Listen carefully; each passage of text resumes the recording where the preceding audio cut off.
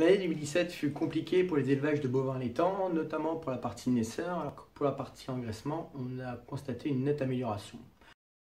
Le prix moyen des vaches charolaises est de 3,82 € en 2017, soit une augmentation de 6 centimes, alors que le prix moyen des blondes d'Aquitaine est de 4,53 €, soit une baisse de 25 centimes. Le marché reste très compliqué pour les deux races, en lien avec une baisse de la consommation de 2% et un nombre de vaches laitières abattues encore importante, mais si en léger retrait. Pourtant, les importations sont en baisse de 3% et les exportations sont assez stables. Les éleveurs de charolais sont assez frustrés de la situation parce que pour eux, le marché est assez fluide. En effet, on constate que le poids des vaches charolaises a baissé de 14 kg par rapport à l'année dernière, mais ils ne constatent pas de plus-value par rapport à l'année dernière en ce qui concerne de prix. Pour les élevages de blondes d'Aquitaine et de Partenaise, la situation est différente. En effet, les délais d'abattage sont entre 4 et 6 mois.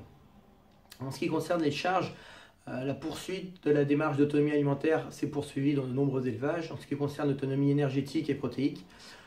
Néanmoins, la sécheresse a perturbé nombre d'exploitations et de systèmes qui sont assez tendus et ce qui pose la question de la cohérence du système entre le nombre de bovins sur l'exploitation et surface fourragère disponible.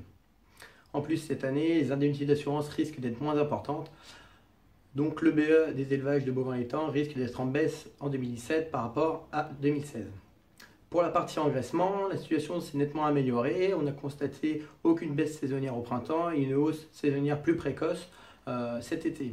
Le prix moyen des gibets charolais est de 3,77 € et le prix moyen des gibets blonds d'Aquitaine est de 3,88 € du kilo, ce qui correspond à des hausses de 20 centimes par rapport à l'année dernière. Les explications sont que la consommation italienne a augmenté par rapport à l'année dernière, ce qui augmente le prix de 9% pour le gibet vendu en Italie, et que la consommation allemande de viande de porc s'est reportée sur la viande bovine, qui correspond à une augmentation de prix de 7% là-bas.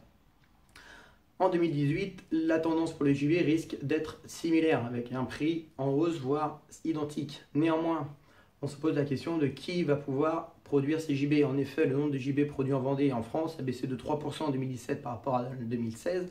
De plus, de nombreux systèmes naisseurs-engraisseurs sont basculés en système naisseur. Il y a eu des départs à la retraite. Alors, est-ce que c'est les éleveurs laitiers qui, en arrêtant leur système laitier, mettent en place des ateliers d'engraissement qui vont reprendre le flambeau? En tout cas, après la phase de capitalisation 2015, les cheptels de bovins laitants français et vendéens rentrent dans une phase de décapitalisation.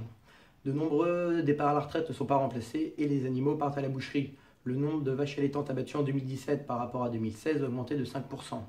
Il se pose donc la question du renouvellement générationnel et l'élaboration de nouveaux modèles et de nouveaux systèmes d'élevage afin de transmettre les élevages de bovins laitants et de les rendre plus performants.